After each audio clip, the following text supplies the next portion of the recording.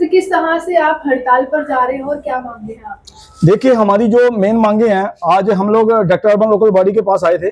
पिछले दिनों भी हमारी एक meeting urban local body director से हुई है, जिसके ऊपर हमारी इन मुख्य मांगों के ऊपर जो चर्चा हुई थी, लेकिन डायरेक्टर अर्बन लोकल बॉडी ने हमारी इन बातों को जो है वो सही से नहीं सुना गया, जिस कारण हमने डिसाइड किया गया था कि 4 तारीख को हम लोग जो है वो हड़ताल का नोटिस जो है डायरेक्टर अर्बन लोकल बॉडी को सौंपने जा रहे थे। लेकिन जब हम 4 तारीख का डिसाइड हुआ था, लेकिन 7 तारीख को ईद थी। ईद के पावन पर्व के कारण हम लोगों ने 7 तारीख को ना स्ट्राइक का नोटिस देते हुए हम लोगों ने 9 तारीख का जो स्ट्राइक का नोटिस जो है वो जारी करने का डिमांड रखी थी।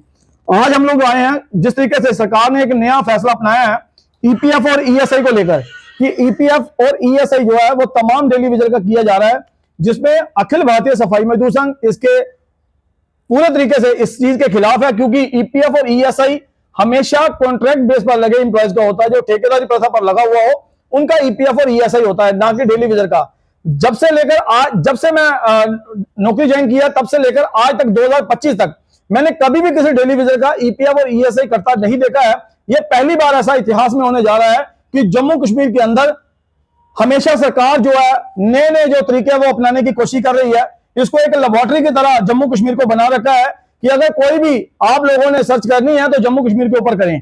ये आज एक नई सर्च करने की कोशिश की जा रही है कि डेली वेजर को जो है ईपीएफ और ईएसआई के साथ जोड़ा जाएगा। ये पहली बार हो रहा है।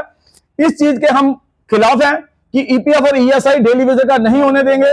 सरकार को अगर ईपीएफ ईएसआई करना है, सरकार सबसे पहले 7 साल कवर किए एम्प्लॉयज को परमानेंट करे, जो बचते हैं उनको यूटी के मिनिमम वेजेस देके, और बाकी वाले जो एम्प्लॉयज है उनको आप ईपीएफ ईएसआई से जोड़ सकते हैं।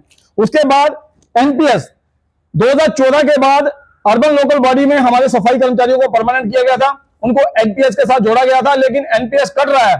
लेकिन कहां जा रहा है, किस अकाउंट में जा रहा है, कोई नहीं दिख रहा है। किसी का 7 लाख शो कर रहा है और किसी का 1 लाख शो कर रहा है। पैसे की सही से हमें जो है वो दिखाई नहीं दे रहा है कि कहां पैसा जा रहा है। दूसरा, उसके साथ साथ सरकार ने पिछले दिनों परमानेंट एम्प्लॉयज की 3% सैलरी जो है उसकी बढ़ोतरी की थी। हर एक डिपार्टमेंट में उसका एरियल मिल चुका है, लेकिन अर्बन लोकल बॉडी में अभी तक परमानेंट एम्प्लॉयज की 3% की जो बढ़ोतरी हुई थी उसका एरियल अभी तक नहीं मिला है। उसके साथ साथ मैं बात कर रहा था एनपीएस की, ईपीएफ और ईएसआई की। इसके साथ साथ जो 2015 के बाद जो हमारे सफाई कर्मचारी अलग अलग म्युनिसिपल काउंसिल कमेटियों में लगे थे, सरकार ने बड़े ही तरीके के साथ सबसे पहले थोड़े से हमारे एम्प्लॉयज को लिया और उन लोगों को ठेकेदारी प्रथा पर लेकर जाने का जो प्रयास किया गया है।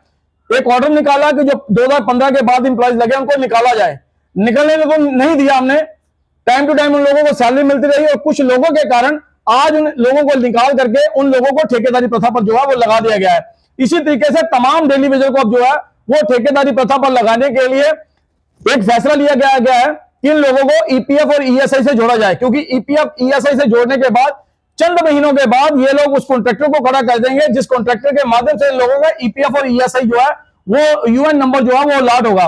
उसके बाद कॉन्ट्रैक्टर को खड़ा किया जाएगा। तमाम डेली वेजर को ठेकेदारी प्रथा पर लेकर जाने का प्रयास किया जा रहा है। हम इसके खिलाफ हैं।